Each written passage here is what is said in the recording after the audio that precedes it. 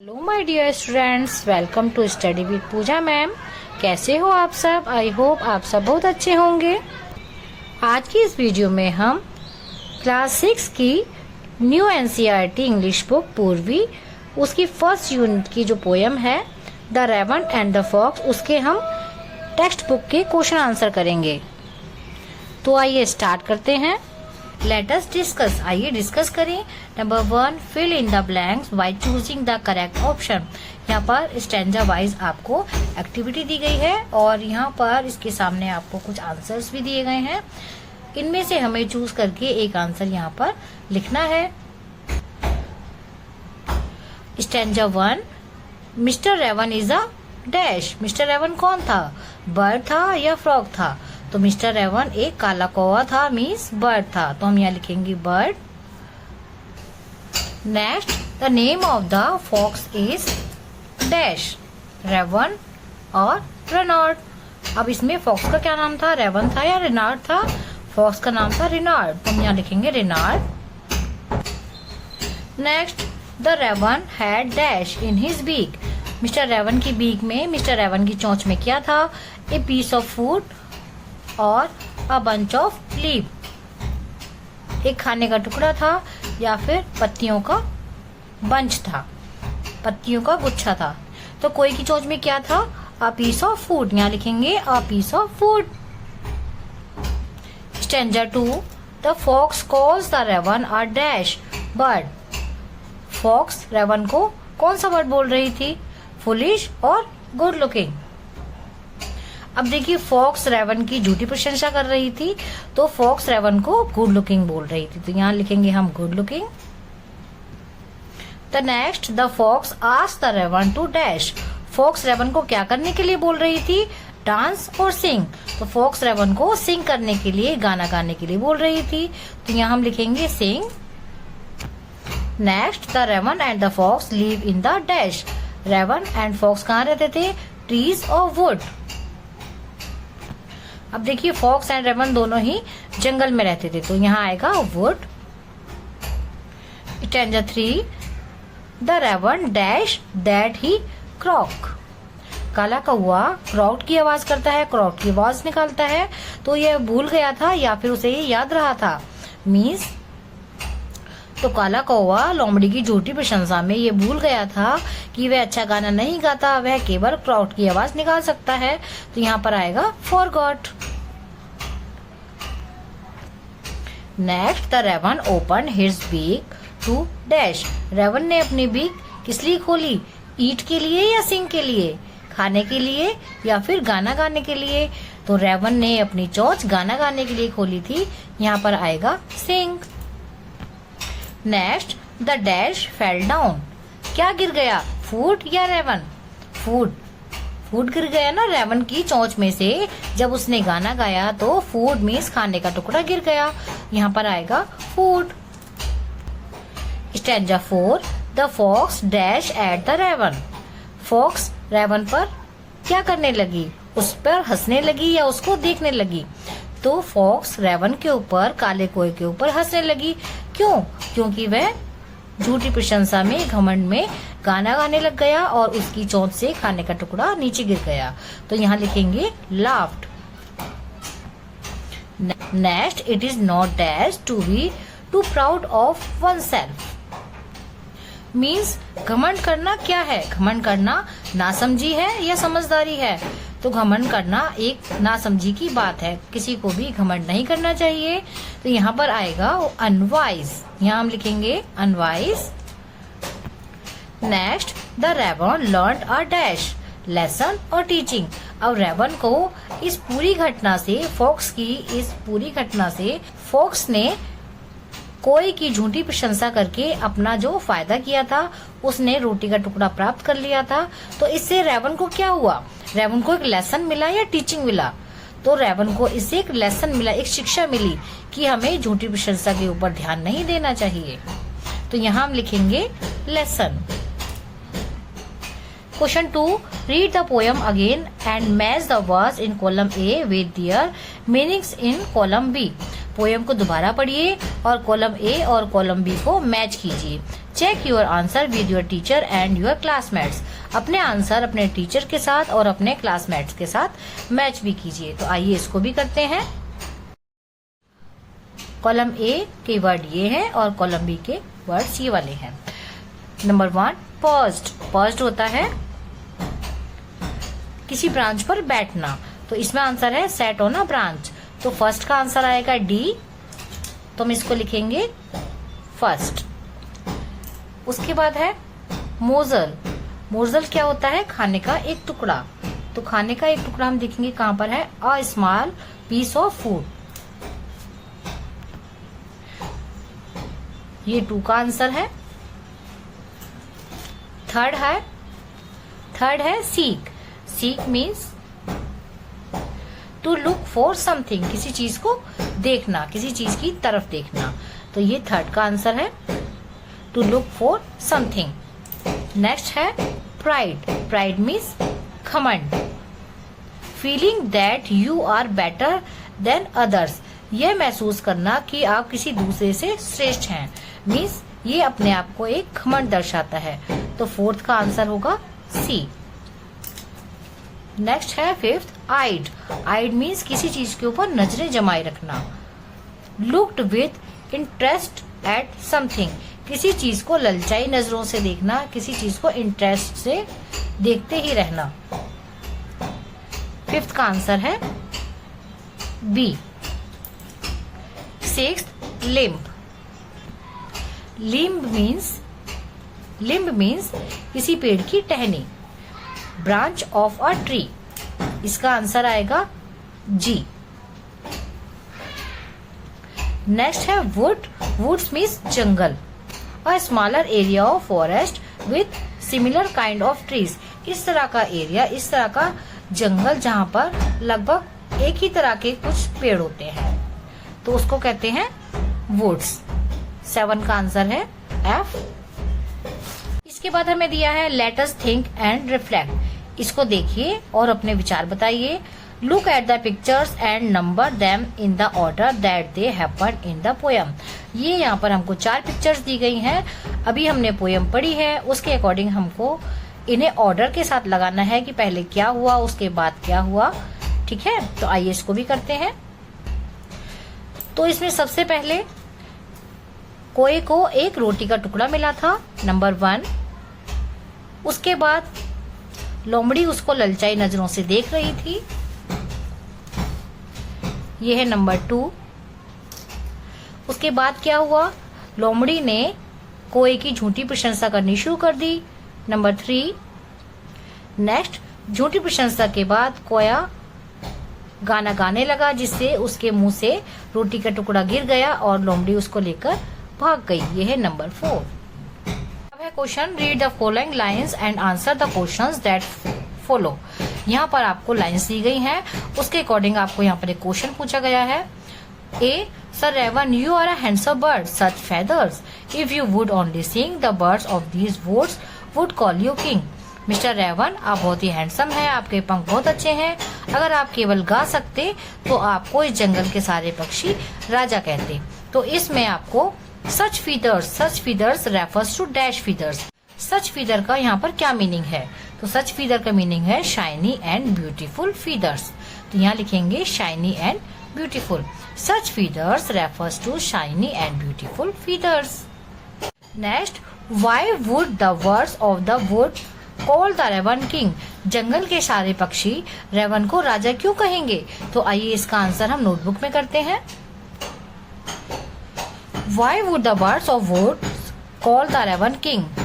सारे जंगल के पक्षी रेवन को, कोए को राजा क्यों कहेंगे? तो इसका आंसर है The birds would call the raven king because the fox flattered him by saying that his feathers were beautiful and if he could sing, he would be the king of birds in the wood. अब ये लोमड़ी के हिसाब से हम ये बता रहे हैं क्योंकि लोमड़ी ने कोई की झूठी प्रशंसा की थी, फ्लैटर्ड किया था उसको और कहा था कि आपके पंख बहुत ही अच्छे हैं, आप बहुत अच्छा गाते हैं। अगर कौवा लोमड़ी के हिसाब से अपनी मीठी आवाज में गाने लग गया तो सारे जंगल के पक्षी उसको राजा कहने लगेंगे। Next, Why does the fox address the raven as sir? जो फॉक्स थी वो रेवन को, काले कोए को सर क्यों कह रही थी? तो इसका आंसर भी हम नोटबुक में करेंगे। Why does the fox address the raven as sir? Fox raven को, काले कोए को सर क्यों बोल रही थी? तो इसका आंसर है The fox addresses the raven as sir to flatter him. तो फॉक्स रेवन को सर इसलिए बोल रही थी क्योंकि वह उसकी चापलूसी कर रही थी। And make him feel proud, और उसको घमंड दिला रही थी। Thereby tricking him into opening his beak. यह फॉक्स की एक चाल थी, फॉक्स की एक ट्रिक थी कि किसी भी तरीके से रेवन अपनी बीक खोल दे और रोटी का टुकड़ा फॉक्स को मिल जाए। नेक्स्ट है B, the raven who did not see the joke. जो रेवन था, जो क्रो था, वह फॉक्स के जोक को, मजाक को नहीं समझ सका। Forgot that his voice was just a croak. वह ये भूल गया कि उसकी आवाज बहुत ही कर्कश है। ही ओपन हिज बीक, उसने अपनी चोंच खोली। एंड हिज फुलिश प्राइड, अपने घमंड के कारण। इन लाइन के अकॉर्डिंग आपको ये क्वेश्चन दिया है, why did the raven open his beak? Raven ने अपनी चोंच क्यों खोल दी? तो इसका आंसर हम नोटबुक में लिखेंगे। Why did the raven open his beak? Raven ने अपनी चोंच क्यों खोल दी? इसका आंसर है the raven open his beak to sing as he was flattered by the fox praise. Raven ने अपनी चोंच गाने के लिए खोल दी क्योंकि वह फॉक्स की लोमड़ी की चापलूसी से प्रभावित हो गया था। And wanted to show off his singing voice, और अपनी सिंगिंग वॉइस को शो ऑफ करना चाहता था, दिखाना चाहता था, इसलिए रेवन ने अपनी चोंच खोल दी। अब देखिए आपको नेक्स्ट दिया है, complete the following with one word from the given lines. In words को कंप्लीट कीजिए केवल एक वर्ड में। तो फॉक्स कैसी दिखाई गई है इसमें? क्लेवर। और रेवन कैसा है? फुलिश, मीन्स मूर्ख। इसको लिखेंगे FOOLISH, foolish. Fox clever, raven foolish. अब ये जो 3 से लेकर 7 तक क्वेश्चंस हैं, इनके आंसर हम नोटबुक में करेंगे। Next question 3, why does the raven forget that his voice is just a croak? कोआ क्यों भूल गया कि उसकी आवाज कर्कश है? इसका आंसर है the raven forget that his voice is just a croak because raven यह भूल गया कि उसकी आवाज कर्कश है क्योंकि He is flattered and proud after hearing the fox compliments. जब फॉक्स ने कोए को, रेवन को कॉम्प्लीमेंट दिया था कि उसकी आवाज बहुत अच्छी है, इस चापलूसी से और इस घमंड के कारण वह ये भूल गया कि उसकी आवाज कर्कश है और वह गाने लग गया। How does Reynard make the raven sing? रेनार्ड ने रेवन को गाने के लिए कैसे कहा? तो इसका आंसर है Reynard make the raven sing by flattering him. Reynard ने रेवन को गाने के लिए उसकी चापलूसी के द्वारा तैयार कर लिया। Sing that he is a handsome bird, उसने ये कहा कि वह एक बहुत ही हैंडसम बर्ड है। And would be a king, वह एक राजा हो सकता है। इफ ही कुड सिंग, अगर वह गा सकता है तो वह एक राजा बन सकता है, एक राजा हो सकता है। Question 5, Why does Reynard say that pride is not a wise? Reynard ने कैसे कहा कि प्राइड वाइज नहीं है, मीन्स घमंड बुद्धिमानी नहीं है? इसका आंसर लिखेंगे Reynard says that pride is not a wise. Reynard ने कहा कि घमंड बुद्धिमानी नहीं है बिकॉज, क्योंकि बीइंग टू प्राउड, बहुत ज्यादा घमंड होने से, can make you do foolish things, आप बहुत ही मूर्खता वाली चीजें करने लगते हैं। लाइक द रेवन, जैसे रेवन ने किया था। Question 6, give one reason why the teaching is quite a surprise. एक रीजन दीजिए कि ये जो लेसन मिला था ये सरप्राइज क्यों था? तो इसका आंसर हम लिखेंगे the teaching is quite surprise because, ये जो टीचिंग थी, ये जो लेसन था, एक बहुत ही आश्चर्यजनक था। बिकॉज, क्योंकि the raven did not expect to lose his morsel, raven ने ये एक्सपेक्ट नहीं किया था कि वह अपना रोटी का टुकड़ा खो देगा। ड्यू टू हिज प्राइड, अपने घमंड के कारण। एंड द फॉक्स ट्रिकरी, और फॉक्स की चालाकी से, फॉक्स की ट्रिक से। के बाद दिया है इसमें question 7, imagine someone praised you too much. Imagine कीजिए कि कोई आपको बहुत ज्यादा प्रेज कर रहा है, बहुत ज्यादा आपकी प्रशंसा कर रहा है। हाउ वुड यू रिएक्ट, तुम कैसे रिएक्ट करोगे। तो बच्चों इस कहानी से सबक मिल चुका है हमें, तो हम इसका आंसर लिखेंगे आई वुड बी केयरफुल, मैं बहुत ही केयरफुल रहूंगा, एंड इग्नोर हिज प्राइज, और उसकी प्राइज को, उसकी प्रशंसा को इग्नोर करूंगा। इसके बाद है let us learn. Number 1, write the rhyming words from the poem. इस पोएम में से राइमिंग वर्ड्स लिखने हैं। 1 has been done for you, एक तुम्हारे लिए करके दिखाया गया है। स्टैंजा 1, 2, 3, 4, चारों स्टैंजा में से हमें यहाँ पर राइमिंग वर्ड्स करने हैं। एक यहाँ पर करके दिखाया गया है लिम्ब हिम, तो सेकंड वाला हमें उसमें ढूंढना है। मैंने यहाँ पर लिख रखे हैं बीक सीक, ये आपको यहाँ पर लिखने हैं। स्टैंजा 2, वर्ड बर्ड, बी में sing king. Stanza 3, joke croak, B में लिखेंगे pride eyed. Stanza 4, no glow, B में लिखेंगे unwise and surprise. Okay, next करते हैं। Study the underlined word in the poem. Poem के अंडरलाइन वर्ड्स को हमें स्टडी करना है। A, for the raven held in his great big peak. अब यहाँ पर देखिए अंडरलाइन में बी और बी का यूज हुआ है। इस वर्ड में भी बी से स्टार्ट हुआ है और इस वर्ड में भी बी से स्टार्ट हुआ है। The word big and beak begin with the same B sound. अब ये बिग और बीग बी साउंड से स्टार्ट हुए हैं और बी में भी यही दिया है। इसमें भी सॉन्ग में एस साउंड से स्टार्ट है और स्वीट में भी एस साउंड से स्टार्ट है। तो ये होते हैं अल्ट्रेशन वर्ड्स। इसके बारे में आपको यहाँ पर समझाकर दिखाया गया है।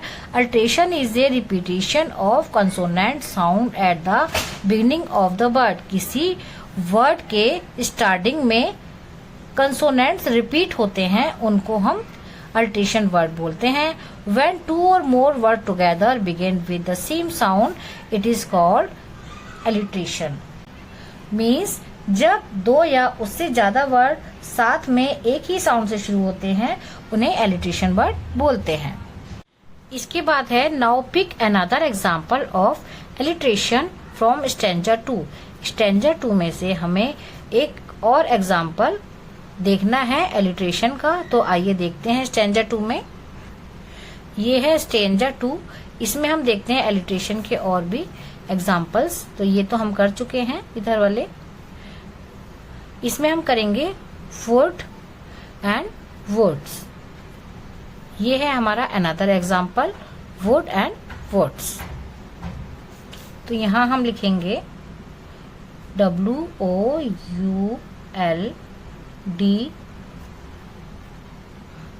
Would and woods, WOODS woods.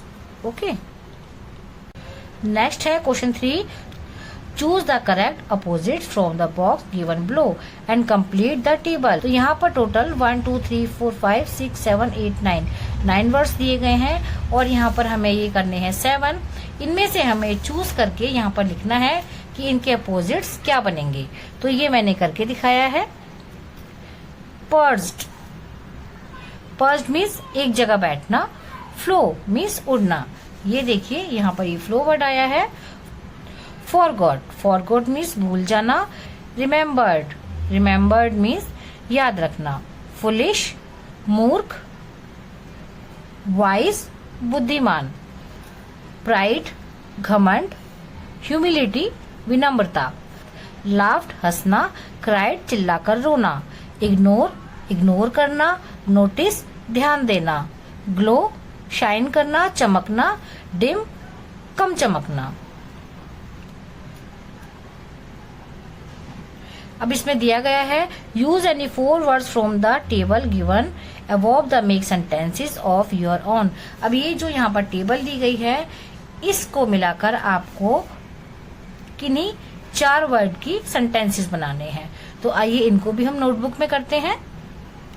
Number 1, the crow perched on a limb. कौवा टहनी पर बैठा हुआ था एंड देन फ्लो अवे, और फिर उड़ गया।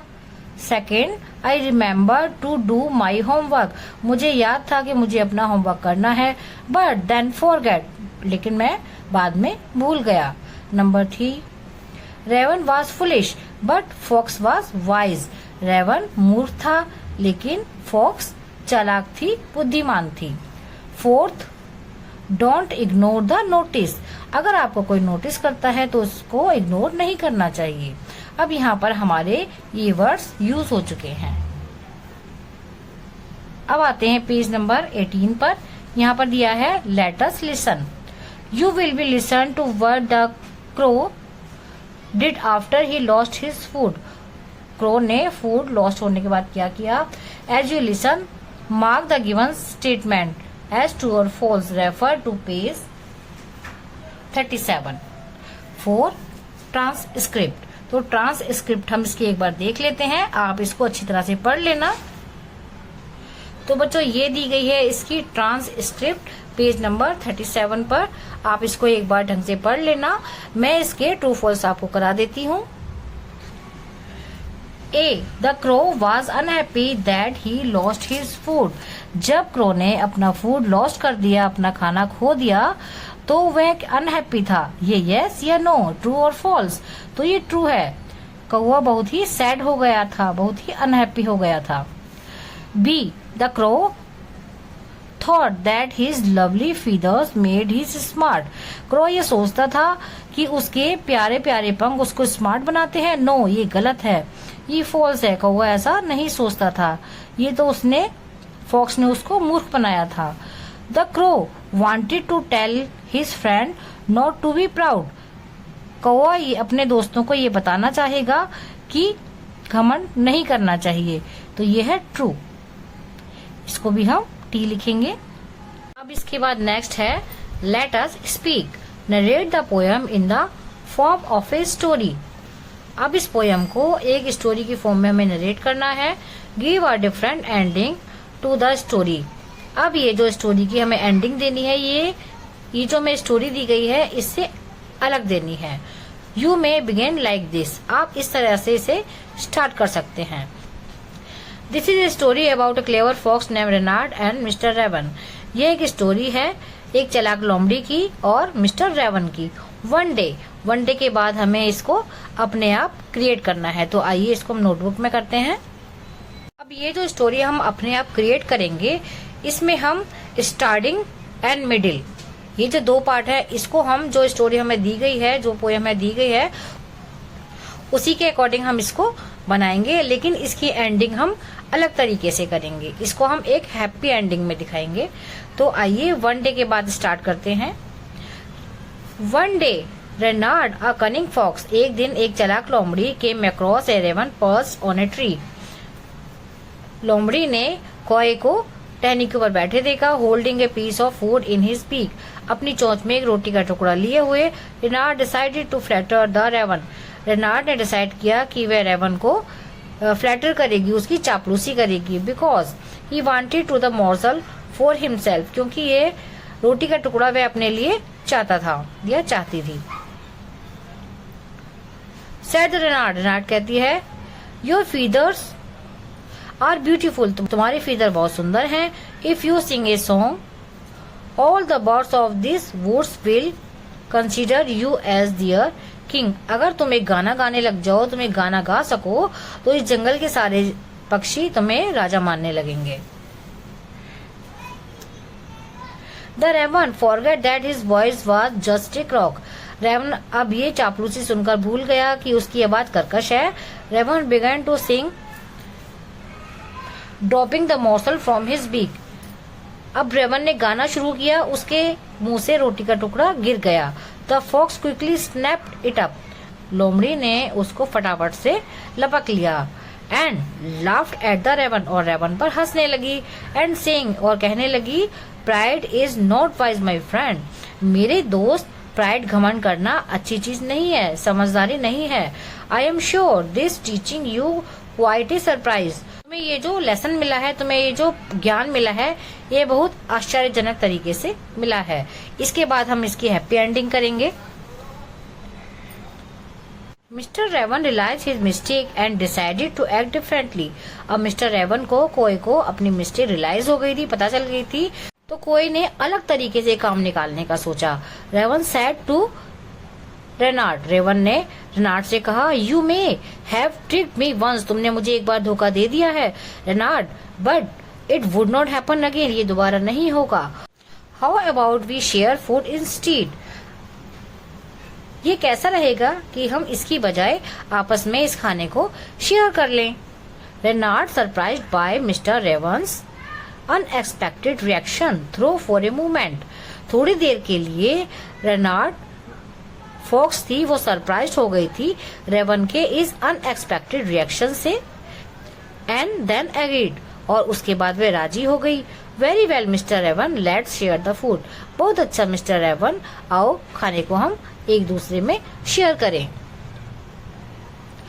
From that day on mister raven and Reynard become unlikely friends, उस दिन के बाद मिस्टर रेवन और रेनार्ड फॉक्स आपस में बहुत अच्छे दोस्त बन गए। तो ये हम इसकी हैप्पी एंडिंग को इस तरह से क्रिएट करेंगे। इसके बाद हमें दिया है let us right, now right the story you narrate in the form of conversation. अब ये जो स्टोरी है जो हमने अभी क्रिएट की है, इसको हमें कन्वर्सेशन की तरह क्रिएट करना है। जैसे कोआ बोल रहा है या रेनार्ड बोल रहा है, उस तरीके से हमें इसको क्रिएट करना है। तो यहाँ पर हमें दिया गया है you may begin like this, आपको इस तरीके से स्टार्ट करना है। रेनार्ड कहता है good morning mister raven, you seem to be awake so early. Good morning raven, Reynard fox कहती है तुम आज बहुत जल्दी उठ गए हो। Mister raven just nod his head, mister raven केवल अपना सिर हिला देता है।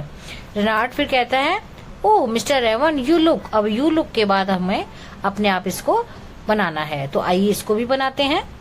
रेनार्ड oh mister raven you look, यहाँ तक हम कर चुके थे जो हमें बुक में दिया गया है, इसके बाद हम अपने आप बनाएंगे। Oh mister raven you look so handsome today, mister raven आज तुम बहुत हैंडसम दिख रहे हो। Your feathers are simply magnificent, आपके फीदर बहुत ही अच्छे दिख रहे हैं। अब mister raven puffed up his chest proudly, अब मिस्टर रेवन था ये सुनकर, अपना प्रशंसा सुनकर अपनी छाती को फुला लेता है। फिर रेनार्ड फॉक्स क्या कहता है, you know with such beautiful feathers you must have a lovely singing voice, if you would only sing the birds of these would surely call you king, अगर जैसे सुंदर आपके पंख हैं इसी तरीके से आप लवली आवाज में, सुंदर आवाज में गा सकते तो इस जंगल के सारे पक्षी आपको राजा मानने लगते। Mister raven feeling proud, mister raven proud feel करने लग जाता है। Open his beak to sing, और अपनी चोंच को गाने के लिए खोलता है। The morsel falls to the ground, और मॉर्सल खाने का टुकड़ा ग्राउंड में गिर जाता है। फॉक्स क्विकली ग्रैब इट, और लोमड़ी बहुत जल्दी से उसको पकड़ लेती है, खाने के टुकड़ों को बहुत जल्दी लपक लेती है। अब रेनार्ड फॉक्स दोबारा से क्या कहती है, हा हा and now you know ignore sweet words, क्या तुम जानते हो कि इग्नोर करना चाहिए मीठे शब्दों को, दैट मेक यू ग्लो, जो आपको ग्लो करते हैं। जो pride my friend is rather unwise, my friend ये जो घमंड है यह समझदारी नहीं है। I am sure this teaching is quite a surprise, मैं श्योर के साथ कह सकता हूँ कि ये जो तुम्हें आज लेसन मिला है ये बहुत ही आश्चर्यजनक है। अब इसके बाद मिस्टर रेवन लुक एम्बेरेस्ड, अब मिस्टर रेवन था वो अपने आप को बहुत ही एम्बेरेस फील करता है, but then has an idea, उसके दिमाग में एक आइडिया आता है फटाफट से। He flies down to the Reynard and looks at him expectantly, अब वह नीचे उतर आता है और लोमड़ी की तरफ बहुत ही आशा से देखने लग जाता है। उसके बाद रेनार्ड फॉक्स क्या करती है, जब रेवन उसकी तरफ ऐसे देखता है, व्हाट्स दिस मिस्टर रेवन, ये क्या है mister raven, do you have something to say, तुम कुछ कहना चाहते हो। तो mister raven point to the morsel, और मिस्टर रेवन जो था वो मॉर्सल को ही पॉइंट कर रहा होता है, and then to himself and Reynold trying to indicate sharing, वो अब खाने के टुकड़े को ऐसे देखता रहता है, ऐसे फॉक्स को संकेत देता है कि वे अपने और लोमड़ी के बीच में इसको शेयर करना चाहता है। उसके बाद रेनार्ड दोबारा से पूछता है, you wants to share this food, जब रेनॉल्ड रेवन को देखता है कि वो इस आशा से उसकी तरफ देख रहा है कि वो खाने को शेयर करेगा, तो वो उससे पूछ ही लेता है उससे कि तुम खाना शेयर करना चाहते हो। That's an interesting proposal. हाँ, ये एक बहुत अच्छा प्रपोजल है। मिस्टर रेवन नॉट एगरली, और मिस्टर रेवन उत्सुकता से सिर हिलाने लग जाता है। तो रेनॉल्ड फॉक्स क्या कहते हैं, वेरी वेल मिस्टर रेवन, बहुत अच्छा mister raven, let's share the food, आओ खाने को शेयर करें। It seems we both can learn something from each other, ये हम दोनों के लिए बहुत कुछ सीखने के लिए होगा। Mister raven and Reynold sit together, अब मिस्टर रेवन और रेनॉल्ड एक जगह बैठ जाते हैं। शेयरिंग द मॉर्सल, और खाने को शेयर करते हैं। दे बोथ रियलाइज, वे दोनों ये रियलाइज करते हैं दैट क्लेवरनेस एंड काइंडनेस, की चालाकी और दयालुता कैन को एग्जिस्ट, मीन्स एक साथ हो सकते हैं, दयालुता और चालाकी भी एक साथ हो सकते हैं। And from that day on they become friend, और उस दिन के बाद वे दोनों दोस्त बन जाते हैं। तो इस तरीके से हमने इस स्टोरी को एक कन्वर्सेशन की फॉर्म में नरेट कर लिया है। आप भी इसको अपनी नोटबुक में कर सकते हो। इसके बाद है लेट अस एक्सप्लोर। अब इसमें आपको ओरिगेमी से कुछ बनाने के लिए दिया गया है, जैसे ये है फॉक्स, ये आपको पेपर ओरिगेमी से बनानी है, और बाद में है ये क्रो। तो इसके लिए लिखा गया है origami is an art of folding objects out of paper two create both 2 dimensional and 3 dimensional object. Origami एक आर्ट होता है जिसमें हम पेपर को फोल्ड करके कोई ऑब्जेक्ट बनाते हैं। वो 2D भी हो सकता है और 3D भी हो सकता है। जैसे यहाँ पर पेपर से आपको फॉक्स बनाकर दिखानी है, और ये यहाँ पर आपको क्रो बनाकर दिखाना है। Now you may use the puppet while narrating the story. जब आप ये जो स्टोरी को नरेट कर लोगे, जो भी आपको पहले बताई गई है, स्टोरी में पपेट की तरह यूज कर सकते हो। तो बच्चों, इस ओरिगेमी एक्टिविटी के लिए मैं आपको एक अलग से वीडियो बना दूंगी, आप उस वीडियो को जरूर देखना और इस ओरिगेमी एक्टिविटी को बनाने की कोशिश करना। तो बच्चों, ये था क्लास 6 इंग्लिश की बुक पूर्वी का chapter 2 the raven and the fox के क्वेश्चन आंसर। आई होप आपको ये हेल्पफुल रहे होंगे। Thanks for watching. मिलते हैं अगली वीडियो में। Bye bye.